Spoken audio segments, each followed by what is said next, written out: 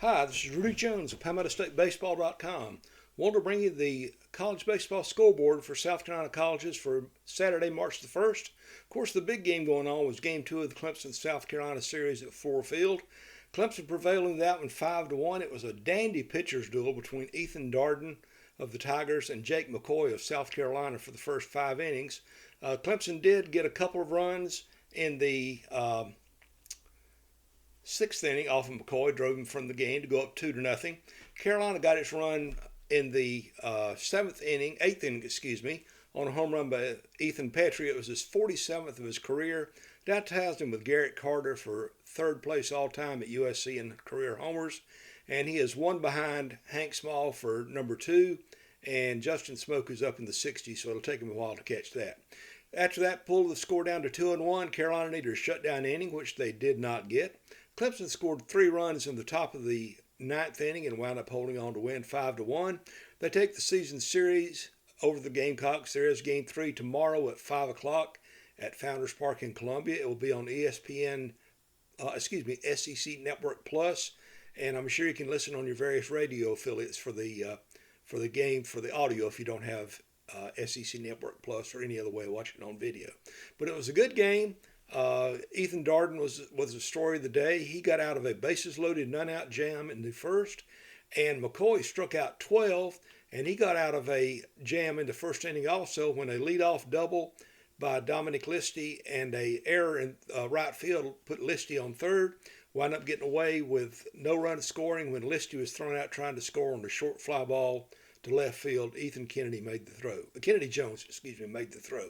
But again, Carolina loses that game 5-1. They're now 9-2. Clemson is 9-1. They have won 7 straight games, and they'll look to finish off the sweep tomorrow in Columbia. Well, how about elsewhere in college baseball in South Carolina?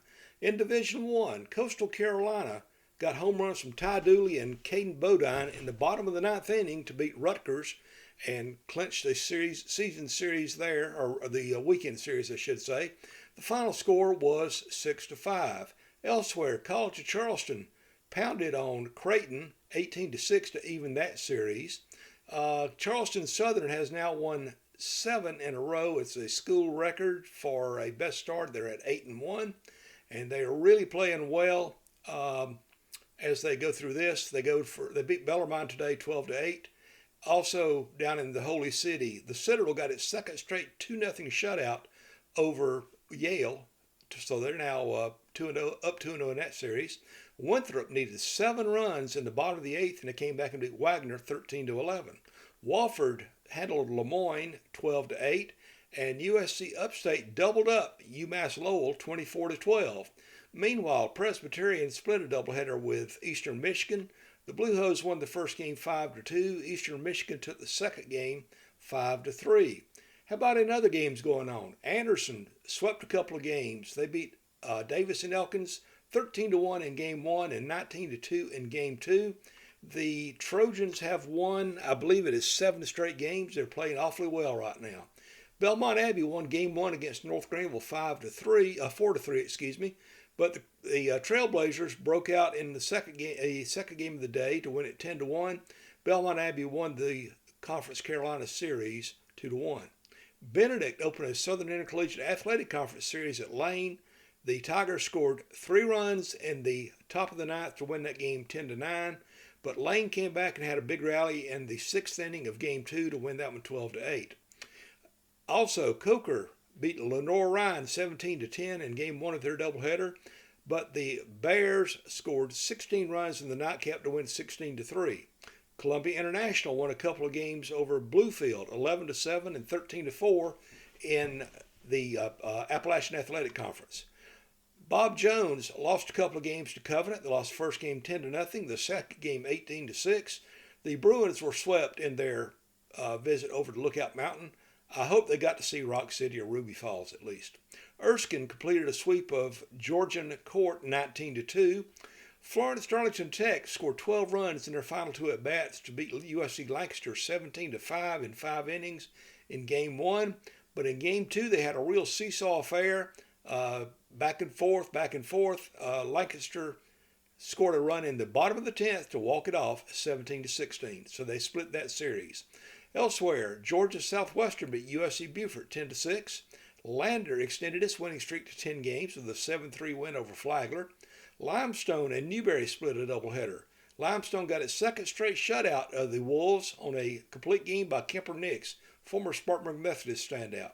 The Wolves scored 6 runs in the 8th inning of the nightcap to win that one 8-2. It was scheduled to go 6. And Chanson Cole, the freshman from Boiling Springs, had another complete game for Newberry, struck out 9. That young man has really pitched well so far. In Conference Carolinas play, Shorter swept Southern Wesleyan 9-8 in Game 1 and 19-5 in Game 2. Spartanburg Methodist and Morris played a couple of games in the Continental Athletic Conference. That's an NAIA conference. The Pioneers scored in all 4 innings they batted in Game 1 to win 14-1, and they scored in all 4 innings they batted in Game 2 to win 21-1. That included a 14-run first inning.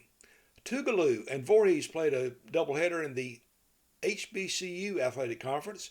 Tougaloo won the first game 8-5. The Tigers came back to win the second game 16-9. Emory Guilford had 4 hits on the day for the Tigers.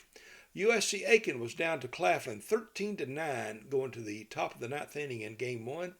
The first 10 Pacers reached base, including a couple of home runs to give them the lead, and the Pacers went on to win that game 19-13. In Game 2, it was a little bit easier for the Pacers. They won that one 9-0. USC Sumter got a walk-off home run from Kevin McMeans to beat Gaston College in Game 1 of their doubleheader at Riley Park. And then Gaston came back to score 15 runs on 15 hits to win the second game 15-8. Watched a little bit of that game on video. Coach Tim Medlin, if you're watching, man, Riley Park really looks nice. You've got some great work being done on it. You and Coach Thompson, too. USC Union beat USC Salkehatchie in a doubleheader, 8-0 in the first game on a no-hitter by Carson Bay. Unfortunately, that's the second time that Salkehatchie's been no-hit this year. And the Bantams came back to win the second game 11-3. They're now alone in first place in Junior College Region 10 with a 4-1 record. They'll play another game tomorrow. Young Harris and Francis Marion played a doubleheader in the Peach Belt Conference. The Mountain Lions won Game 1 on a walk-off wild pitch, and Francis Marion got a little bit of it was not a wild pitch, it was a walk-off hit. But the Patriots got a little bit of a vengeance in Game 2 when they scored 2 runs in the 8th inning and held on to win that game 5-3 for a split. All right, how about looking ahead to what's going on tomorrow? Of course, we've got, as I mentioned, the Clemson-Carolina game finishing up at 5 o'clock in Columbia.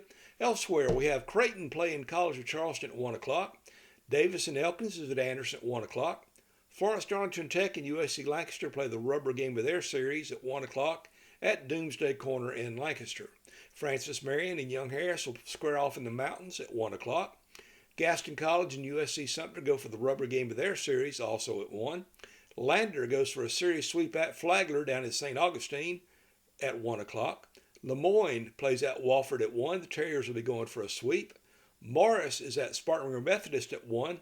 Pioneers will be going for a sweep. USC Beaufort will be at Georgia Southwestern. I may have actually accidentally missed that score. Georgia Southwestern beat them 10-6, if I did not mention it earlier. But they play that game at 1 o'clock in Americus, Georgia. USC Salkehatchie and USC Union will play at 1 o'clock at the Jonesville Ballpark. Wagner and Winthrop. Winthrop will be at home at 1 o'clock at Founders Field.